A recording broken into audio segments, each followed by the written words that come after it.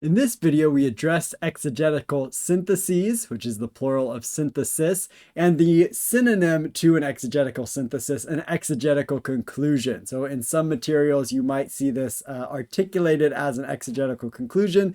That is a synonym or is the same thing as an exegetical synthesis. But an exegetical synthesis or an exegetical conclusion is not the exact same thing as a thesis statement, which is the other thing we will be addressing in this video. An exegetical synthesis or conclusion is very close to a thesis statement insofar as it normally serves as the basis for a thesis statement in an exegetical paper, but these are not two identical things. We will address both in this video, beginning with exegetical syntheses slash conclusions. So just as a reminder, exegesis is an art and a science. And as a science, one of the things that you are doing in the exegetical process is gathering data. So throughout the course of the semester, you have been acquiring different skills and tools with respect to gathering exegetical data. You've been practicing and learning how to gather that data. As a part of exegesis being a science. But just as a scientist is not going to gather their scientific data and not do anything with it, not draw any conclusions with it, we as exegetes are also not going to gather that data and not do something with it. So writing an exegetical synthesis or conclusion is taking the data that you have gathered with respect to the different worlds of the text and then making something of it. So to put it in sort of concrete terms, an exegetical synthesis, as I define it, is a conclusion about a passage made on the basis of the data you gathered in the process of exegesis. So notice how this says a conclusion, not necessarily the conclusion. That is to say, you might draw one conclusion from your exegetical data, but there might be other conclusions out there. So you don't necessarily need to come to one single conclusion. It's not the conclusion about a passage, but is a conclusion about the passage. And because this comes after you have gathered your exegetical data and it's really a result of the exegetical data that you have gathered, creating an exegetical synthesis or conclusion comes at the end or toward the end of the exegetical process. And what it does is it really looks to articulating a main point or points about the passage. Usually you want to try and get it down to one main point. In some cases, you may make more than one point that are related to one another. But what you're looking for is a main point about the passage. Again, the indefinite article a here is key. Not the main point about the passage, but a main point about the passage, because every passage is going to be polyvalent. That is to say, there are going to be more than one main purposes or points about the passage.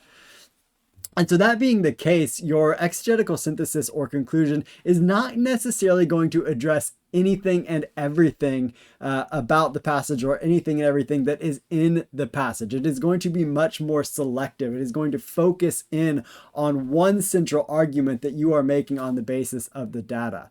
And so because you are getting specific and making a central point or argument, it's important to note that exegetical conclusions and syntheses are not summaries or topic statements. A summary and a topic statement are both something different than an exegetical synthesis or a conclusion. As its name implies, a summary summarizes the content. So if you are just to look at a passage and summarize what is in that passage, that is not creating an exegetical synthesis or an exegetical conclusion. That is creating a summary of the passage. Similarly, a topic statement states what the topic of a paper or what the topic of the passage is, rather than getting specific and drawing a specific point or making a specific point about the particular passage. And the last bullet point on here is that an exegetical synthesis or conclusion is going to serve as a basis for a thesis statement. So you sort of draw your exegetical conclusion, you come up with your exegetical synthesis, and then if you are writing an exegetical paper, you take that synthesis, and then it comes the basis of your thesis, the central argument of your paper, which we will talk about theses in just a little bit here. Before we do that, I want to give you some pointers about what makes for a good exegetical synthesis. And some of these are going to be related to what was just said above. So a good exegetical synthesis is going to be very direct and very clearly stated. It's going to be very specific and refer to specific things in the passage. So it's going to be based on the passage you are studying, and the synthesis is going to come out of that passage. So the last point here is that it's specific, not generalized. So the more specific you can be, the more concrete you can be, and the more clearly you can state your synthesis in a sentence or two, the better off you are. And because an exegetical synthesis ought to be specific, it's not going to be highly reflective or highly theological. So it's not merely your reflection on the passage, how the passage makes you feel, or what it makes you think theologically about some topic, but it's going to be specifically about the text. It's going to be a claim about the text itself. And of course, as scripture, there is going to be a sort of theology within a passage, but I encourage you not to jump too quickly to a theological claim. As seminarians, because you know much about theology, there's a temptation to start with the theology, start with some kind of theological claim and bring it to the passage. We sort of want the flow in exegesis to run the other way, that you do your detailed analysis, you focus on the passage itself, and after you have engaged the passage in an exegetical manner, created exegetical data, and come to a conclusion, you move then from a conclusion towards theology, so that the flow is not theology to exegesis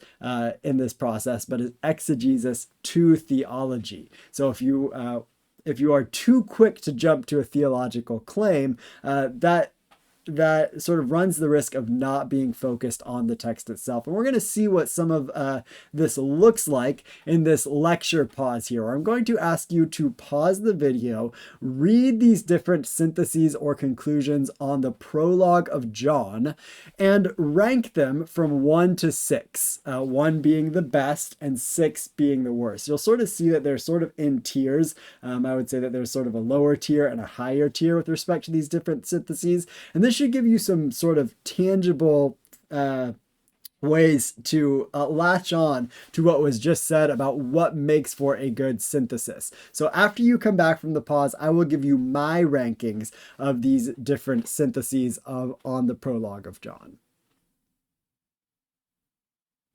All right, so I'm going to move from 6 back up to 1. So in the lower tier here, I would put this one, and this one. So let's start with number 6, which says John 6, 1 through 18 shows Jesus is divine. So a couple reasons that this would be in a lower tier. One is that it is really generalized and is really not focused in the text. It names the text itself, which is a good thing. A synthesis should probably state what passage is being dealt with, but it doesn't say really anything about the text, and it moves very quickly to theology. So this idea that Jesus is divine may and well be true with respect to the prologue of the Gospel of John, but this is not necessarily focused in on the text itself. So we're starting with theology and not really saying anything about the text itself. Number 5 is a bit reflective. It says John 1, 1 through 18 is a beautiful portion of scripture that's very poetic. It helps me worship Jesus for being the second person of the Trinity. So it's a little bit longer, which is why I felt slightly better than number 6, because 6 is so short as to not really say much at all. But this one is also, it's just a bit reflective. It jumps to theology. And once again, it doesn't really say anything specific about the text itself. It doesn't make any particular argument or claim about John 1, 1 through 18, except that it is a beautiful portion of scripture that's poetic. Number 4 here we have in John 1, 1 through 18, Jesus is called the Word, and John states that Jesus came into the world as the light, but was not received by the world because they did not believe.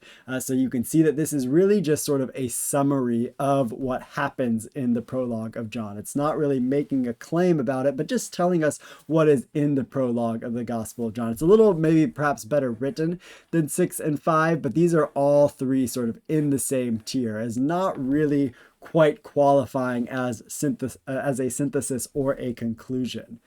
In the next tier here, I would put 3 and 2, which is going to leave this one, in my opinion, as the strongest synthesis. With respect to, I would say with respect to both of these are relatively strong syntheses or conclusions that you should maybe aim for this one, but something like these two are strong conclusions. So number 3, John 1 through 18 presents Jesus in high Christological terms by repeatedly using a concept familiar in both Greco-Roman philosophy and Old Testament wisdom literature, the Word. So you can see here how this synthesis can be focusing on elements of the world behind the text with respect to Greco-Roman philosophy and Old Testament wisdom literature. We could also see perhaps how some intertextual engagement might happen with Old Testament wisdom literature in John 1 through 18. And it also notes a repetition in John 1 through 18, repeatedly using a concept and names that particular concept, the Word. So this is a lot more specific than those other, the first 3 were. And so this is sort of one of the things that puts it up into an upper tier. And number 2, John 1 through 18 serves as a literary introduction to the gospel as a whole, priming the reader to associate the following concepts and metaphors with Jesus. And then it goes on to list those. So this is strong insofar as it states particularly what the passage is doing. The sort of main point of the passage is to be a literary introduction to the gospel, and then names the particular concepts and metaphors that appear therein that could be further sort of examined if one were to write an exegetical paper on the basis of this synthesis, seeing where creation, life, light, the world, belief, and witness show up in the prologue, and then also in the gospel itself. And then last one, the highest ranked synthesis here is number 1. One of the primary intentions of John 1 through 18 is to demote John the Baptist in order to elevate Jesus. So notice here how this is a specific claim, but it really doesn't try to encompass every single thing about the prologue. It's making one specific claim about what the prologue is doing with respect to John the Baptist and Jesus.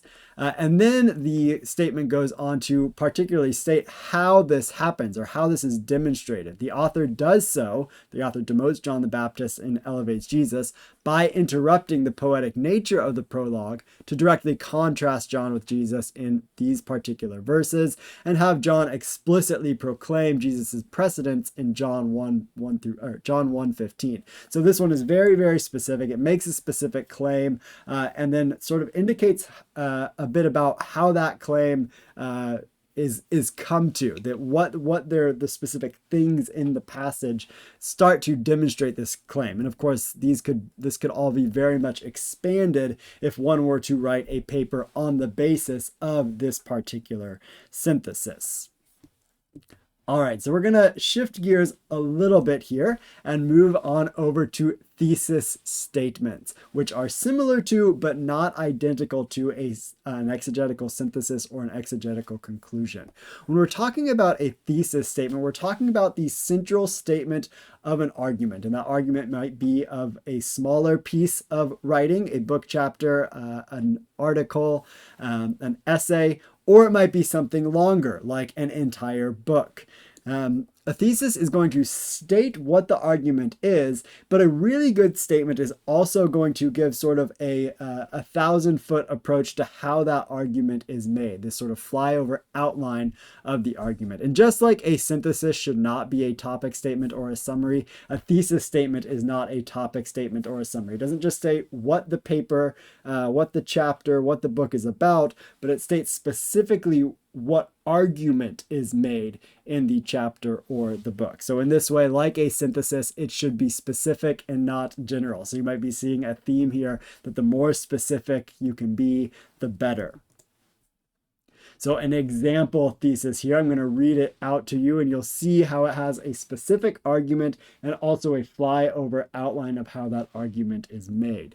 Nick Elder's chapter, and we should note from the beginning here, I am speaking as though I am describing another piece of writing, not as though I am writing myself here. Nick Elder's chapter argues that the New Testament is a collection of texts that exhibit the manifold ways that the life, ministry, death, and resurrection of a Galilean Jew named Jesus were significant for the authors and audiences of those texts. Elder makes his case by surveying two New Testament texts. This is where our flyover approach begins: the Gospel of Mark and Paul's letter to the Galatians. In support of his thesis, he suggests that the Gospel of Mark is primarily concerned with the miraculous deeds of Jesus, and that Galatians is primarily concerned with how Jesus' death is relevant to Gentiles. So a specific claim is made, and a flyover approach to how the argument unfolds is also given. We're going to move from identifying a thesis to writing a thesis. So where might you be on the lookout for a thesis? How might you find it? Normally, you're going to be looking at the beginning of a respective piece of writing. So in the introduction or a first section of a chapter, of an essay, or of an entire book. If you are looking at articles, oftentimes an article abstract is going to give you the specific argument that is made. And some authors, and in my opinion, this is something one ought to do, will signal what the particular thesis is, or what the particular argument is, with something like this article argues that, or in this essay, I argue that, or the thesis of this article is, and then very clearly states it. For me, for writing for the purposes of my classes, I encourage you to do that kind of thing. The more explicit and specific you can be, the better. But sometimes an author will not give you this, and this a thesis or an argument needs to be constructed. And there's a sort of cognitive benefit to this. Sort of if you reconstruct the argument and you put it into your own words, it's easier for you to latch onto and remember what was argued in that particular essay. So as to writing a thesis goes, I sort of think of writing a thesis in three different steps, or containing three different parts. That it contains a topic, a claim, and a direction. And the most sort of overlap is between these two. Sometimes you'll find that the topic gets embedded into the claim. If the claim being made presumes a certain topic, the topic is going to be sort of embedded into the claim itself. So a topic statement is an indication of what the topic or text is. And a topic statement is different than a thesis statement, which makes a particular claim about that topic or text or passage that is being dealt with. And then the third thing here is the direction that the argument will take. So there's a way in which, if you are writing a thesis statement while doing exegesis, you sort of do the process of exegesis, you come to your synthesis, or you write your conclusion, and you bring that conclusion back to the beginning of the paper and say, this is what my conclusion is, this is what my thesis is, and these are the points that prove it. This is how I'm going to show you that this argument is valid or true. And so to give us an example of how these three different parts work, or how they sort of come together to make a thesis statement, I've given us here a topic, Nick Elder's chapters about the New Testament and the history around it. So you see how this just states the topic. It doesn't say anything about the specific claim. Whereas when we move into making the claim itself, the topic sort of becomes embedded within the claim. Nick Elder's chapter argues that the New Testament, so now we know what this is about. It's about what the New Testament is. That's our topic. And what it is, we get a particular claim here, is a collection of texts that exhibit the manifold ways that the life, ministry, death, and resurrection of Jesus, so on and so forth. And in this last one, which is the thesis statement that I've already read out for you, we get the particular way that this argument is made. We get a specific outline of how the essay would progress, or how the essay did progress in the case of this sort of statement of what the thesis was. Oops, we're going the wrong way here. So a thesis is, again, like I said, going to come toward the end of our process. It's going to have keywords that really signal what claim is being made: argued, claim, suggest. And for the purposes of my courses, first person or third person is absolutely fine. I encourage you, and I'm okay with you saying, I will argue in this essay, so on and so forth. You will find in other contexts that some people prefer the third person personally, or some other professors might prefer a third person. Either one of these is suitable for the purposes of writing theses in my courses. So now moving back down to one final lecture pause, and this is where we're going to end this video.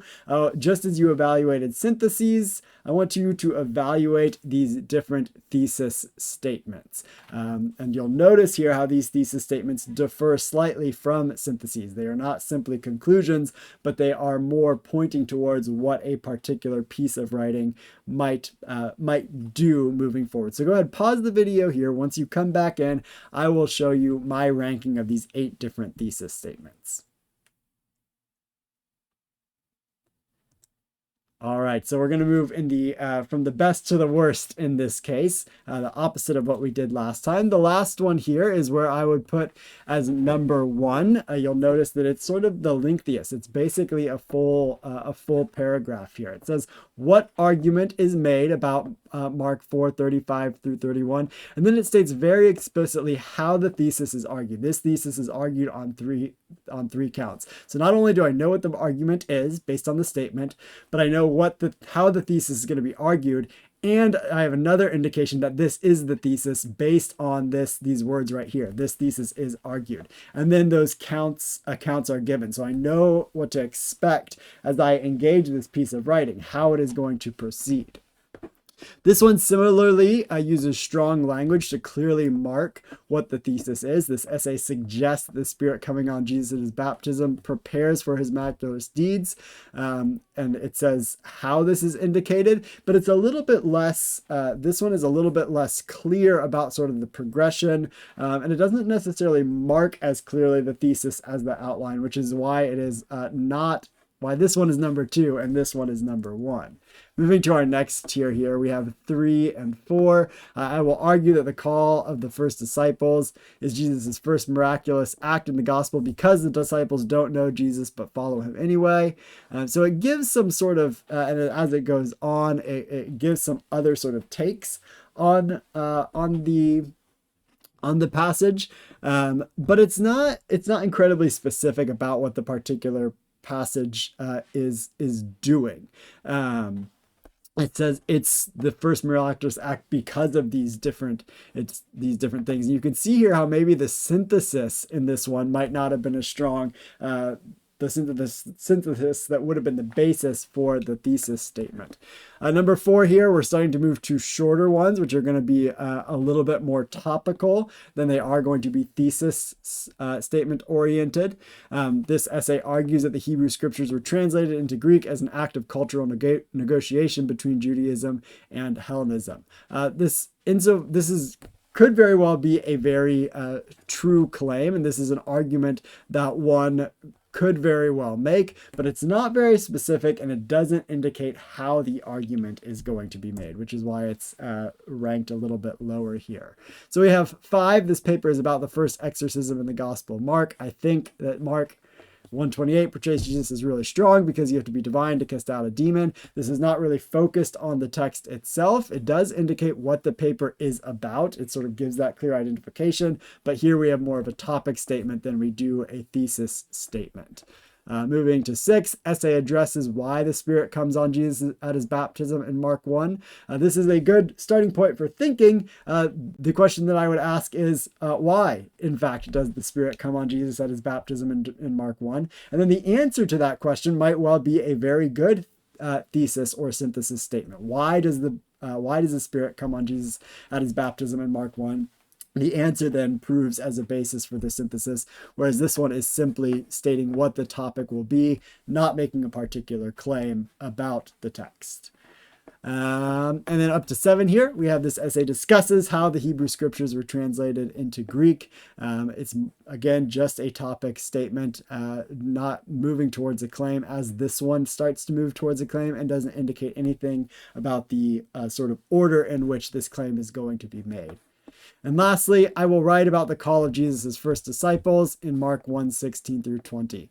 So I would put these as basically even with one another, 7 and 8, both very generalized topic statements. This one maybe a little bit worse because, man, I don't know. Not actually, a little bit worse. They're probably on the exact same level. Again, just simply topic statements, not stating anything about about what the specific argument is. And so that's where I'm going to leave us, with this idea that the more specific you can be on all counts, the better. The more specific with your exegetical synthesis and conclusion, and the more specific with your thesis, the better. The exegetical synthesis is going to be the basis for a thesis statement. Your synthesis is really the conclusion that you are drawing, the main point that you take away, one main point that you take away from the passage, and then you take that synthesis and turn it into a thesis statement if you were writing an exegetical paper, to say, this is the conclusion that I come to, and then go about, and this is how I'm going to go about showing you that this conclusion is valid.